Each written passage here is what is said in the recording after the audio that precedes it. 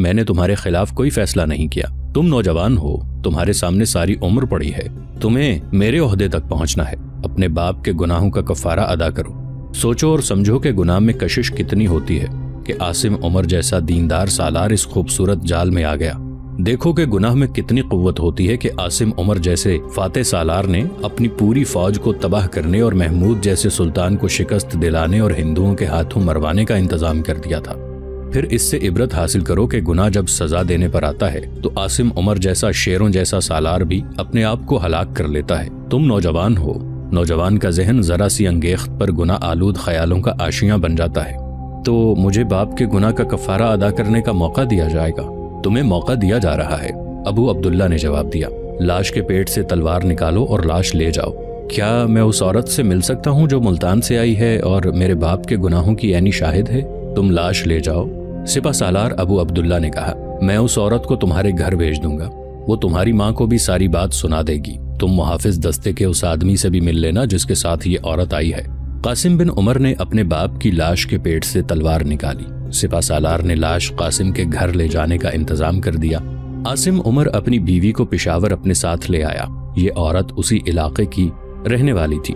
راجہ جے پال نے جب 977 عیسوی میں غزنی پر فوج کشی کی اور سلطان سپکتگین کے ہاتھوں شکست کھا کر بھاگا تھا تو بہت سی نوجوان لڑکیاں پیچھے رہ گئی تھیں۔ یہ وہ لڑکیاں تھیں جنہیں راجہ جے پال کی فوج کے بڑے بڑے افسروں نے آج کے پنجاب اور سرحد کے علاقوں سے اغوا کیا اور اپنے ساتھ میدان جنگ میں لے گئے تھے۔ ان میں سے ایک کے ساتھ عاصم عمر نے شادی کر لی تھی۔ اس کے بطن سے قاسم پیدا ہوا تھا۔ وہ ان علاقوں کی زبان بول سکتی تھی جن پر راجہ جے پال کی حکومت تھی۔ قاسم نے بھی ماں سے یہ زبان سیکھ لی تھی۔ عاصم عمر کی لاش گھر پہنچی تو قاسم کی ماں کی چیخیں نکل گئیں۔ باپ کی خون آلود تلوار قاسم کے ہاتھ میں تھی۔ ماں نے تلوار دیکھی تو اس کی چیخیں تھم گئیں۔ اس نے حیرت سے اپنے بیٹے کی طرف دیکھا۔ یہ شخص اس قابل نہیں تھا کہ آپ جیسی عورت اس کا ماتم کرے، قاسم نے کہا۔ اس نے اپنی تلوار سے اپنی جان لی ہے۔ قاسم نے تلوار پھینک دی اور بولا، ماں مجھے سچ بتاؤ، کیا میں اسی باپ کا بیٹا ہوں؟ کیا میں نے غدار ماں باپ کے ہاتھوں میں پرورش پائی ہے؟ قاسم، اس کی ماں نے بلبلا کر پوچھا، تم کیا کہہ رہے ہو؟ یہ سب کیا ہے؟ تم کیسے غدار کہہ رہے ہو؟ بلخ اور بخارا کی باغی فوجوں سے ہتھیار ڈلوانے والا اور بت پرستوں کے ہاتھیوں کے پہاڑوں سے ٹکرا جانے والا غدار نہیں ہو سکتا۔ یہ تو ملتان گئے تھے، وہاں سے کب آئے ہیں؟ آپ کو تمام سوالوں کے جواب ملتان کی ایک عورت دے گی، قاسم بن عمر نے کہا۔ وہ آتی ہوگی، پھر آپ کو ان سوالوں کے جواب ان محافظوں میں سے ایک دے گا جو اس کے ساتھ ملتان گیا تھا۔ میں نے اسے بلایا ہے، وہ آ رہا ہوگا۔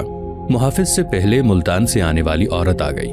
اسے سپہ سالار ابو عبداللہ نے بھیجا تھا۔ قاسم نے دیکھا کہ وہ عورت نہیں، جوان لڑکی تھی اور بہت خوبصورت لڑکی تھی۔ اس کے چہرے پر اب وہ معصومیت نہیں رہی تھی جو جوانی میں ہوا کرتی تھی۔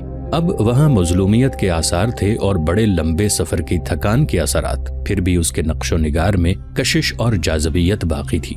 میرا نام رابعہ ہے، اس نے کہا۔ مجھے آپ کے پاس بھیجا گیا ہے۔ میرے خامند نے ملتان میں کیا کیا تھا؟ عاصم عمر کی بیوی نے پوچھا۔ انہوں نے وہاں وہی کچھ کیا تھا جو ایسے ماحول میں جا کر ہر مرد کیا کرتا ہے، رابعہ نے جواب دیا اور بتایا کہ عاصم عمر کو داؤد بن نصر نے کس طلسم میں گرفتار کر لیا تھا۔ اس نے کہا، وہاں تو حسن اور گناہ کے سوا اور کچھ بھی نہیں۔ آپ کے خامند کے ساتھ مجھے کوئی دلچسپی نہیں تھی، لیکن داؤد بن نصر نے ان کے ساتھ سلطان محمود کو شکست دلوانے اور ان کی فوج کو راستے میں تباہ کرانے کا سودا طے کر لیا۔ میں اس وقت دونوں کو شراب پلا رہی تھی اور ان کی حاضری میں موجود رہنا میرے فرائض میں شامل تھا۔ میں اس طلسم کا ایک کل پرزہ بن چکی تھی۔ مجھے میرے باپ نے ایک آدمی کی بیوی بنایا اور اس آدمی نے مجھے داؤد بن نصر کے حرم میں تحفے کے طور پر دے دیا تھا۔ میرا من مر چکا تھا، لیکن ایک درویش صفت انسان نے مجھے ایک راستہ دکھا کر میرے ضمیر کو زندہ کر دیا۔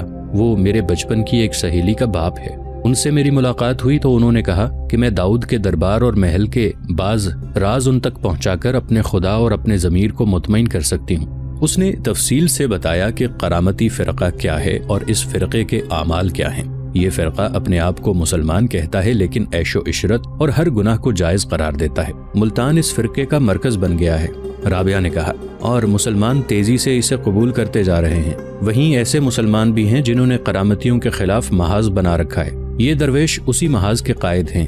وہ صحیح اسلام کی تبلیغ کرتے ہیں۔ وہ اکثر کہا کرتے ہیں کہ ان کے مالی وسائل محدود ہیں، اس لیے غزنی تک کا سفر نہیں کر سکتے۔ वो कहते हैं कि वो सुल्तान महमूद गजनवी को उकसाना चाहते हैं कि वो मुल्तान पर चढ़ाई करें और इस फ़िरक़े को ख़त्म करें, क्योंकि इस्लाम के लिए हिंदुओं का मजहब इतना ख़तरनाक नहीं जितना ये फ़िरक़ा है। मैं उनके यहाँ जाती रहती थी और दाऊद के महल में जो कुछ होता था वो उन्हें बताती रहती थी। मैंने वहीं सुल्तान महमूद का नाम सुना था। वहाँ हिंदू राजे आनंदपाल और बजी राय आते रहते हैं और गजनी की फ़ौज को शिकस्त देने और सुल्तान महमूद को ख़त्म करने के मंसूबे बनाते रहते हैं। आपके खामिंद के मुतालिक मुझे पता चला था कि सुल्तान की फ़ौज के सालार हैं, इसलिए मेरे दिल में उनकी बहुत इज्जत थी। मगर महल की बड़ी ही हसीन और चालाक लड़कियों के जाल में आकर उनकी हालत ये हो गई कि उन्होंने अपनी ही फ़ौज की शिकस्त का सौदा कर दिया। मैंने अपनी सहेली के बाप को बताया, उन्होंने आपके खामिंद के एक मुहाफिज को बुलाकर बताया। इस मुहाफिज ने मुझे वहाँ से निकालने का इंतज़ाम कर लिया। हम दोनों आपके खामिंद को धोखा देकर इनसे पहले सुल्तान के पास पहुँच गए। आपके खामिंद बहुत बाद में आए और उन्होंने सुल्तान को धोखा देने के लिए झूठी इत्तलाएं दी। सुल्तान ने मुझे और मुहाफिज को उनके सामने खड़ा कर दिया। मैंने उनके सामने उनकी कलाई खोल दी। ये सुनकर उन्होंने अपनी तलवार निकाली और अपने पेट में घोंप ली। कासिम और उसकी माँ खामोशी से सुन रहे थे। राबिया सुना चुकी तो माँ ने अपने खामिंद की तलवार उठा ली और कासिम की तरफ बढ़ाकर बोली, मैं तुम्हारे सीने में दुश्मन की तलवार उतरी हुई देखना चाहती हूँ, लेकिन इससे पहले तुम इस तलवार से अपने जैसे 100 दुश्मनों को मारोगे। ये तलवार मुझे ना दो माँ। कासिम बिन उमर ने कहा, इस पर जो खून लगा हुआ है इसमें शराब की मिलावट है। ये तलवार नापाक हो चुकी है। आसिम उमर को मामूली से एक आदमी की तरह दफन कर दिया गया। उसकी बीवी ने उसका मातम वैसे न किया जैसे एक सालार खामिंद का होना चाहिए था, और वो अपने सीने में हिंदुओं के खिलाफ नफरत का तूफान रोके हुए थी। अब नौजवानी में हिंदुओं ने फिर से सर उठाया और अपने साथ ले गए थे। वो तो कहा करती थी कि ये उसी की दुआओं का असर था कि राजपाल को शिकस्त हुई थी और खुदा ने उसे एक मुसलमान खामिंद दिया जो कुछ अरसे बाद सालार बन गया। मगर उसी खामिंद को हिंदुओं के दोस्त ने ऐसे जाल में फांसा कि उसे खुदकुशी करना पड़ी। ये औरत ये खबर सुनकर बहुत खुश हुई कि सुल्तान महमूद ने हिंदुस्तान पर हमले का फैसला किया है, इसीलिए आसिम उमर के साथ पिशावर आ गई थी। वो उसके साथ हिंदुस्तान जाने के इरादे से आई थी। उसका दिल इंतकाम की आग में जल रहा था, मगर सूरत हाल ऐसी बदली कि उसके पांव तले से जमीन निकल गई। उसने अपनी उम्मीदें अपने बेटे के साथ वाबस्ता कर दी और उसे इंतकाम के लिए तैयार करने लगी। उसने राबिया को एक गरीब और मजबूर औरत समझकर अपने पास रख लिया। राबिया का ये कारनामा तो उसे बहुत ही पसंद आया कि उसने सुल्तान महमूद की फौज को एक बहुत बड़े धोखे से बचा लिया था। जिस रोज आसिम उमर मुल्तान से नक्शा लेकर चला था जिसमें वो रास्ता दिखाया गया था जिससे सुल्तान महमूद की फौज को मुल्तान जाना था, उससे अगले रोज दाऊद बिन नसर भेरा के राजा बजी राय से मिलने भेरा चला गया। उसे बताया कि उसने गजनी की फौज को क्या धोखा दिया है और अब बजी राय का काम यह है कि वो इस फौज को रास्ते में तबाह करे। बजी राय उसी रोज लाहौर राजा आनंदपाल से मिलने चला गया और उसे बताया कि दाऊद के हाथों ने उसने क्या इंतजाम करा दिया है। क्या आपने ये भी सोचा है कि दाऊद मुसलमान है और वो हमें धोखा भी दे सकता है? राजा आनंदपाल ने कहा, मुसलमान पर इतनी जल्दी भरोसा नहीं करना चाहिए। क्या आप अभी तक दाऊद को मुसलमान समझते हैं? बजी राय ने कहा, आप इस फिरके की तारीख से अच्छी तरह वाकिफ हैं। अगर उसने हमें धोखा देने की कोशिश की तो ये उसकी आखिरी गलती होगी। वो हम में घिरा हुआ है। हम उसकी रियासत पर कब्जा करके उसे कत्ल कर देंगे या कैद में डाल देंगे। पेश नजर रखें कि महमूद की फौज अभी हमला करने नहीं आ रही, मुल्तान में रहने और यहाँ अड्डा बनाने आ रही है। यहाँ से महमूद मेरे और आपके इलाकों पर हमला करेगा। मैंने अपने वो आदमी पिशावर भेज दिए हैं जो ही वहाँ से महमूद की फौज मुल्तान के लिए कूच करेगी, ये आदमी तेज रफ्तार घोड़ों पर आकर मुझे इत्तला देंगे। मैं अपने छापामार उन पहाड़ी इलाकों में भेज रहा हूँ जो रास्ते में आते हैं। वो रातों को महमूद के हर पड़ाव पर हमले करते रहेंगे। वो हमारी फौजों को ढूंढता रहेगा, लेकिन उसे हमारा एक भी सिपाही नजर नहीं आएगा। अगर वो मुल्तान पहुंच गया तो उसके साथ आधी फौज होगी और वो भी बगैर साजो सामान के होगी। मैंने मुल्तान में महमूद के कत्ल का इंतजाम भी कर दिया है। दोनों बहुत देर तक तबादला ख्यालात करते रहे। आनंदपाल अपने बाप राजा जयपाल की 3 शिकस्तों की वजह से महमूद गजनवी का बाजगुजार था और उसने उसी मुआहदे के मुताबिक जो उसके बाप ने आखिरी शिकस्त के बाद सुल्तान महमूद से किया था, तावान भी अदा नहीं किया था। वो नहीं चाहता था कि सुल्तान महमूद की फौज उसके इलाके में दाखिल हो। उसे ये खतरा नजर आ रहा था कि बजी राय की फौज के छापामार सुल्तान महमूद गजनवी की फौज को नुकसान पहुंचाते पहुंचाते अपना नुकसान करा बैठेंगे। छापा मारने का जो कमाल मुसलमानों को हासिल है वो हमारे सिपाहियों में नहीं है, आनंदपाल ने कहा। उसके लिए अक्ल, दलेरी और फुर्ती की जरूरत है। आप अपने छापामार भेज दें, लेकिन मैं कोई खतरा मूल नहीं लूंगा। محمود کو پشاور سے ادھر آنے کے لیے دریائے سندھ پار کرنا ہے، وہاں کشتیوں کا پل ہے جو ہم نے بنایا تھا، میں محمود کو یہ پل پار نہیں کرنے دوں گا، اپنی فوج کو ادھر ادھر چھپا کر رکھوں گا اور وہیں اس سے ٹکر لوں گا، اگر وہ آگے آ گیا تو راستے میں اسے آپ سنبھال لیں، ہماری کوشش یہ ہونی چاہیے کہ وہ آ جائے تو زندہ واپس نہ جائے۔ اور وہ آ رہا تھا۔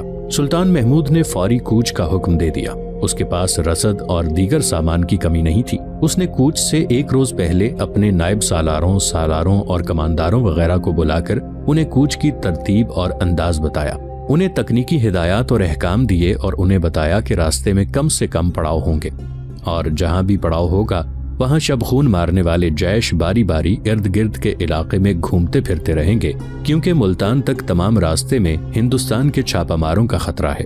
اس نے ہراول کا دستہ منتخب کرنے کے لیے سپہ سالار ابو عبداللہ محمد الطائی سے کہا اور ساتھ یہ بھی کہا، خیال رکھو ابو عبداللہ، یہ ہراول ویسا نہیں ہوگا کہ آپ کسی ایک دستے کو فوج کے آگے آگے روانہ کر دیں اور اس کے سپاہی آزادی سے لوگوں کے کھیتوں سے بھٹے اور درختوں سے پھل توڑنے اور کھاتے چلے جائیں۔ اس کوچ میں یہ خطرہ ہے کہ جس راستے سے ہم جا رہے ہیں اس کے درخت، جھاڑیاں، پتھر اور چٹانیں بھی آپ کے دشمن ہیں۔ ہراول دستے کو تیز بھی چلنا ہوگا اور قدم پھونک پھونک پر بھی رکھنا ہوگا۔ نظر یہی آ رہا ہے کہ ہراول دستے کو معرکے لڑنے پڑیں گے۔ کمانداروں کو معلوم نہیں تھا کہ سلطان محمود ہراول کے لیے ایسے سخت احکام کیوں دے رہا ہے۔ عاصم عمر کے بیٹے قاسم بن عمر کو ان احکام کے پس منظر کا علم تھا، وہ ان خطروں سے آگاہ تھا جن کی طرف سلطان محمود اشارہ کر رہا تھا۔ وہ اٹھ کھڑا ہوا۔ سلطان عالی مقام قاسم بن عمر نے کہا، اگر میری تجویز آپ کے منصوبے میں مداخلت بے جا نہ ہو تو میں عرض کرنا چاہتا ہوں کہ ہراول میں میرے جیش کو بھیجا جائے۔ تمہارا نام؟ سلطان نے پوچھا۔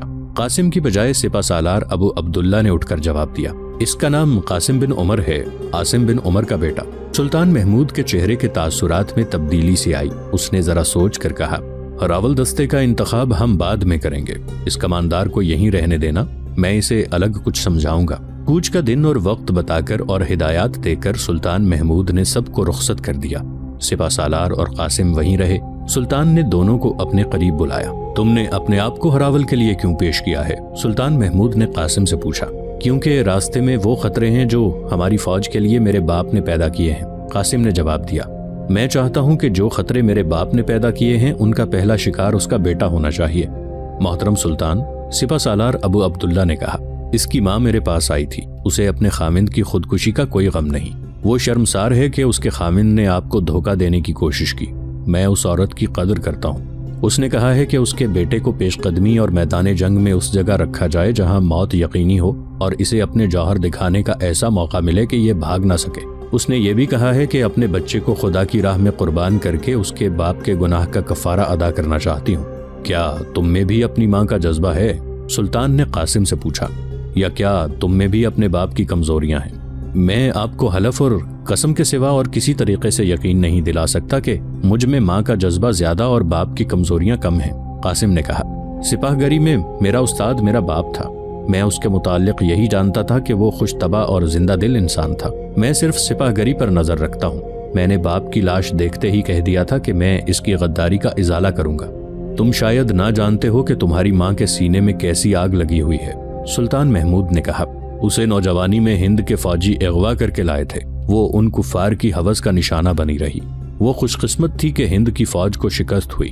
تمہاری ماں جیسی بہت سی مسلمان لڑکیاں پیچھے رہ گئیں، ہم نے سب کی شادیاں اپنے فوج کے آدمیوں سے کر دیں۔ تم نوجوان ہو قاسم، شاید تمہارے دل میں یہ بھی احساس پیدا نہ ہوا ہو کہ مسلمانوں کو دو چیزوں پر مر مٹنا چاہیے، ایک ہے مذہب اور دوسری چیز جسے میں مذہب جتنا مقدس سمجھتا ہوں، قوم کی بیٹیوں کی عصمت ہے۔